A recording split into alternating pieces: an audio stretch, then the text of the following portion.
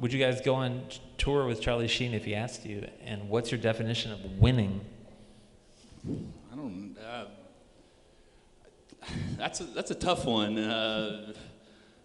He'd probably get on my nerves really quickly. And despite his celebrity, I find him entertaining, but from a distance. Like, if I was around when he's banging the 7-gram rocks or whatever, I don't think I'd want to see that. It'd probably be kind of sad.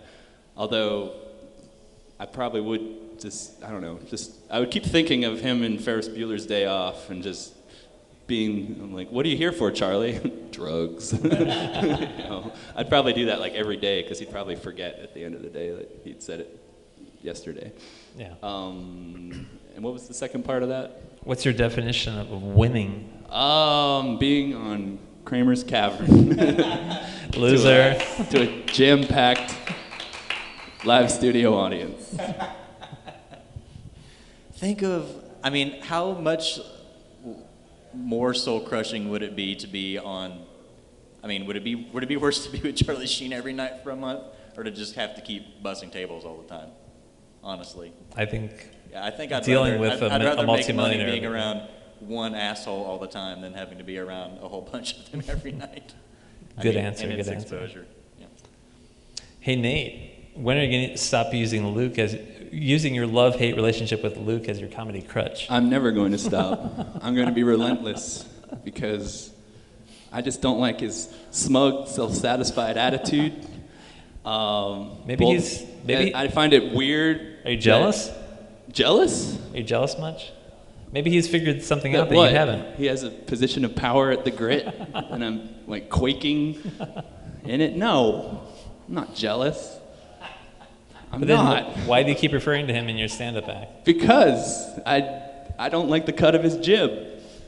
And, especially, he started the comedy night at the Caledonia, and him and Chris Patton, I feel, are some of the weakest actual comedians I've seen. He's fresh. He's still he's very green. Steven, you don't have to defend me. Let the man talk. No, I like to interrupt Nate. It's my favorite spring pastime. It's like your catchphrase. I don't know. Some people don't like to hold a grudge, and I'm not one of those people. I'll just put it that way. Do you want to say anything in response, Luke? No, he's all valid points across the board. I'm also suspicious that Luke has grown a beard just to do the typical, being an Athens musician. That I just have a feeling that, generally when somebody's band tends to take off, suddenly more people start joining said band, and now he's grown a beard, and I'm thinking that Luke's thinking about joining the Beards of Comedy. And I'm just like, you heard it here first. It's going to go from 4 to 5. It's possible, but I don't know. I'm not Starting anything blank of comedy, it's kind of, let's start at the Beards of Comedy. Yes. Just be funny. You don't have to take Bernie Mac's, may he rest in peace, blanks of comedy tour. That's just my 2 cents. Or 25 cents. I think that's 25 cents. There's so many fill in the blanks of comedy. It started with Kings, but now what else is there? It's not just Beards, it's comedians there's of comedy, crackers of comedy. comedian. I don't know. I guess it's okay to borrow some, but I guess blue collar comedy tour.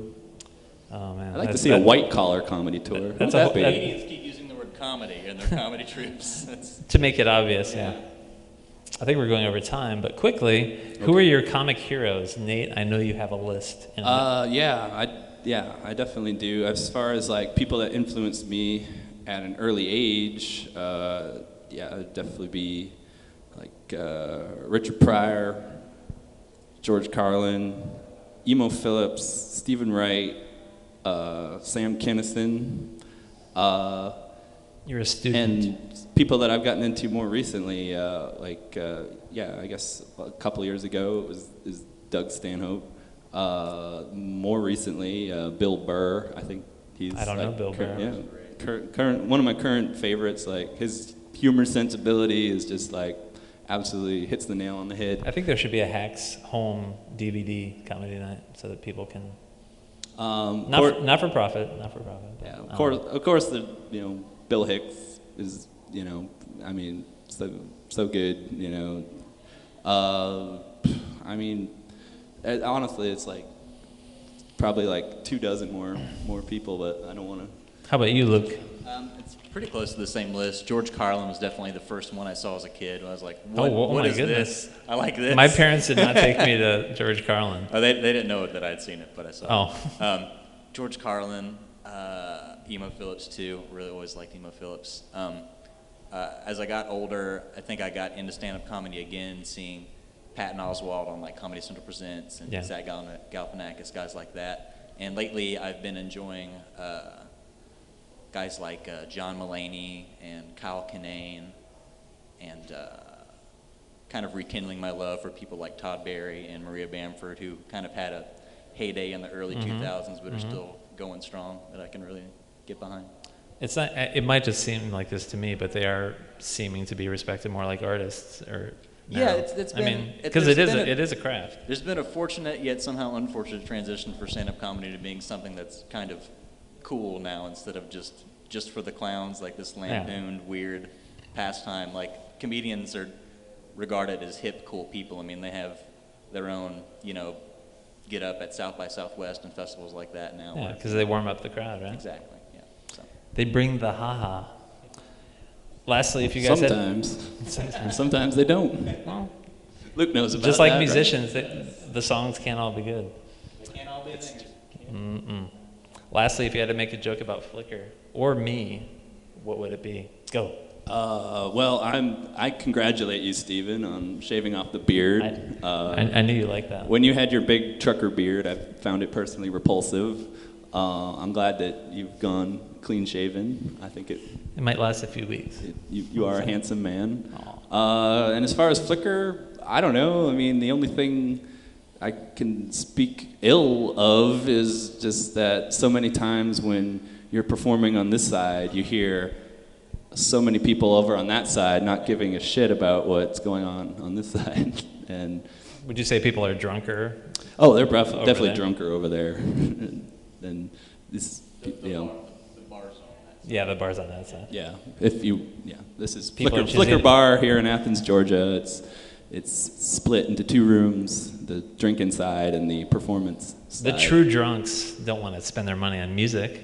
I mean, or comedy. Probably the most irritated I've ever been at a show here at Flickr was seeing Joe Jack Talcum of the Dead Milkmen, and there was maybe 20 people on this side, and then like 60 people on the other side that just talked the entire. He was just playing solo acoustic. Those people are trying to get laid. These people are trying to get entertained. They can get laid elsewhere. They can go down to the loft or talk quietly.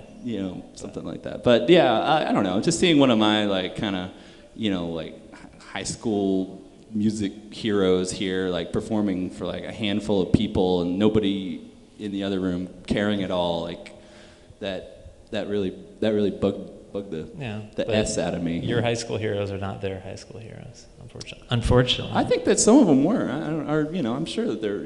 I bet a lot of people on that side of the room, if they'd known that a member of the Dead Milkmen was on the other side, then they probably would have cared. Well, that's a problem with Mike Turner's promotions, right? Oh, I don't think he was in charge of that show. Oh, yeah. But if you want to start talking smack, believe me. No, I know. I mean, you got to promote. I'm all about feuds. You got to tell people to be where they need to be. That's why I have these 4 people here in the audience. So. And the other 15 people who are SVP'd on Facebook are home jerking off. Oh, and I guess and Flickr is one of the place where I got my comedy start, doing the Pete McBrayer open mic. It's a very cozy place. Yeah, like on a monthly basis. So I don't know if that's really a joke, but at least it's my history with the You want to wrap it up, Luke? With the microphone?